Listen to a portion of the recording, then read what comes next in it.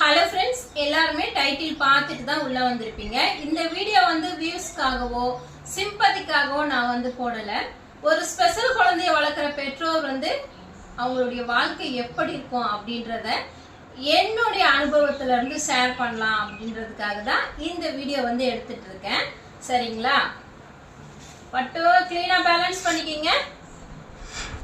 Okay, வீடியோக்குள்ள போலாமா? Special குழந்தைய வளர்க்கறதுக்கு அன்பு மட்டும் இருந்தா போதும் அப்படின்னு சொல்லி நம்மள பல பேர் வந்து நினைச்சுக்கிட்டு இருக்காங்க. அன்பு முக்கியம்தான், அன்பு முக்கியம்தான், இல்லைன்னு சொல்ல மாட்டேன். ஆனா அதை தாண்டி பாத்தீங்கன்னா ஸ்பெஷல் குழந்தைய வச்சிருக்க பெற்றோர் சமாளிக்க வேண்டியது நிறைய இருக்கும். மருத்துவமனைக்கு கூட்டிட்டு போகணும், மருந்து வாங்கி தரணும், தெரப்பி வாங்கி தரணும், அந்த குழந்தைக்கு தேவையான எல்லாத்தையும் பார்க்கணும், குடும்பத்துக்கு தேவையான எல்லாத்தையும் பார்க்கணும். இது எல்லாமே பாத்தீங்கன்னா அவங்களுக்கு சமாளிக்கவே கஷ்டமா இருக்கும். இது எல்லாத்தையும் சமாளிக்கவே கஷ்டமா இருக்கும். இது வசதியானவங்களுக்கு இதை சமாளிக்கிறது பெரிய விஷயமா இருக்காது. அன்பு காட்டினா மட்டும் போதுமா இருக்கும். மற்ற எல்லாமே அவங்கள்ட்ட பணம் இருக்கிறதுனால ஈஸியா வாங்கிக்கலாம், ஒன்றும் பிரச்சனை இல்லை. ஆனா நடுத்தர குடும்பத்துல இருக்காங்க பாத்தீங்களா, நடுத்தர குடும்பத்துல இருக்கவங்களுக்கு இது சமாளிக்கிறது ரொம்ப ரொம்ப ரொம்ப சவாலா இருக்கும். ஒரு மாசமும் அந்த குழந்தையுடைய மருத்துவம் தொடர்ந்து மருத்துவத்தை கண்டினியூ பண்றதுக்கே அவ்வளோ வந்து சவாலா இருக்கும். ஆனாலும் ஸ்பெஷல் சைல்டுடைய பேரண்ட்ஸ் தன்னுடைய குழந்தைக்காக அவங்களுடைய எதிர்காலத்துக்காக அதிகப்படியான எஃபர்ட் போட்டு அந்த குழந்தைக்காக கஷ்டப்பட்டுக்கிட்டு இருக்காங்க. இன்னும் நிறைய பேர் அப்படிதான் கஷ்டப்பட்டுக்கிட்டு தான் இருக்காங்க, கஷ்டப்பட்டுக்கிட்டு தான் இருக்கும். சரிங்களா?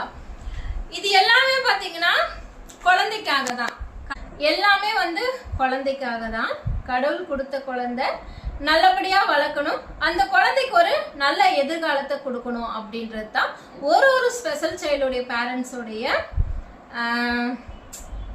என்ன சொல்றது நோக்கமாவே இருக்கும். எவ்வளவுதான் அவங்க நடுத்தர குடும்பமா இருந்தாலும் சரி, வசதி படைச்சவங்களா இருந்தாலும் சரி, எப்படிப்பட்டவங்களா இருந்தாலும் ஸ்பெஷல் குழந்தைய வளர்க்கறதுல நிறைய ஸ்ட்ரகிள்ஸ் இருக்கும். எந்த ஒரு ஸ்ட்ரகிள் இருந்தாலும் சரி, தன்னுடைய குழந்தைய அவங்க பாரமாவே நினைக்க மாட்டாங்க, தன் பெத்த பிள்ளைய பாரமாவே நினைக்க மாட்டாங்க. சோர்ந்து போவாங்க, அடிக்கடி சோர்ந்து போவாங்க. ஏன் நானுமே சோர்ந்து போவேன், வீடியோலயே உங்களோட ஷேர் பண்ணியிருக்கேன். சோர்ந்து போவாங்க. சோர்ந்து போனாலும் மீண்டும் மீண்டும் அந்த குழந்தைக்காக எழுந்து ஓடுவாங்க, அந்த குழந்தைக்காக ஓடுவாங்க. ஓகே, இதுல ஒரு சீக்ரெட் சொல்லட்டா? திரும்ப திரும்ப எழுந்து ஓடுறதுக்கான அந்த ஓட்டத்துக்கான காரணம் என்ன தெரியுங்களா? அந்த குழந்தை, அந்த குழந்தையுடைய முகம், அந்த குழந்தையுடைய சிரிப்பு. அந்த குழந்தை பாத்தீங்கன்னா அவங்கள பார்க்கும் இல்லையா, ஒரு பார்வை, நீதான் என் உலகம், அம்மா நீதான் என் உலகம், அப்பா நீதான் என் சாமி, நீதான் எனக்கு எல்லாமே அப்படின்னு பார்க்கும் இல்லையா, ஒரு சிரிப்பு சிரிக்கும் இல்லையா, அந்த ஒரு சிரிப்பு அதுதான் ஓட வைக்க காரணம். அதுதான் அவங்க வந்து டவுன் ஆனாலும் மீண்டும் ஓடுறதுக்கு காரணம் அதுதான். ஏன்னா அந்த குழந்தையுடைய உலகமே இந்த பெற்றோர் தான். அதனால அவங்க ஓடுற ஓட்டத்தை நிறுத்தாம மோட்டிவேஷனலா ஓடிக்கிட்டே இருக்காங்க. நிறைய ஸ்பெஷல் சைல்டுடைய பேரண்ட்ஸ் இப்படிதான். இதுதான் ஸ்பெஷல் குழந்தையுடைய பெற்றோருடைய வாழ்க்கை, இப்படிதான் இருக்குது. சரிங்களா?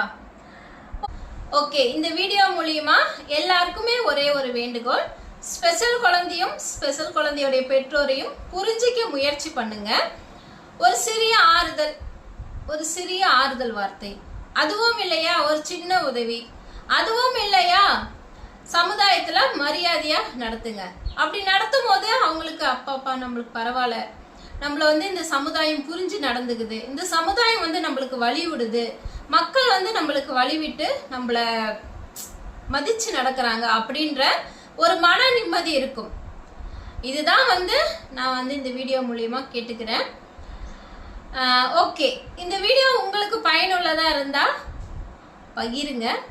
என்ன மாதிரி ஸ்பெஷல் சைல்டுடைய பேரண்ட்ஸ்க்கு இது வந்து ஒரு ஆறுதல் வீடியோவா இருக்கும் அப்படின்னு சொல்லி நான் நம்புறேன். ஓகே ஃப்ரெண்ட்ஸ், இந்த வீடியோ இதோட முடிச்சுக்கலாம். இன்னைக்கு வந்து மாற்றத்தை நோக்கிய பயணம் 30வது நாள். வைஷ்மாக்கு செய்ய வேண்டிய எல்லா ஆக்டிவிட்டியும் பண்ணியாச்சு. ஆனா வீடியோ எடுக்காததுக்கு காரணம் வைஷ்மா வந்து அழுக. நான் பின்னாடி வாய்ஸ் ஓவர் கொடுக்கணும், அதுக்காக வந்து வேண்டாம், வேற ஒரு இதை பத்தி பேசணும்னு சொல்லி நம்ம சப்ஸ்கிரைபர் சொல்லியிருந்தாங்க, அதுக்காக தான் பேசிட்டு இருக்கேன். பி பாசிட்டிவ் ஃப்ரெண்ட்ஸ், நல்லதே நினைப்போம், நல்லதே நடக்கும். Tata, bye by.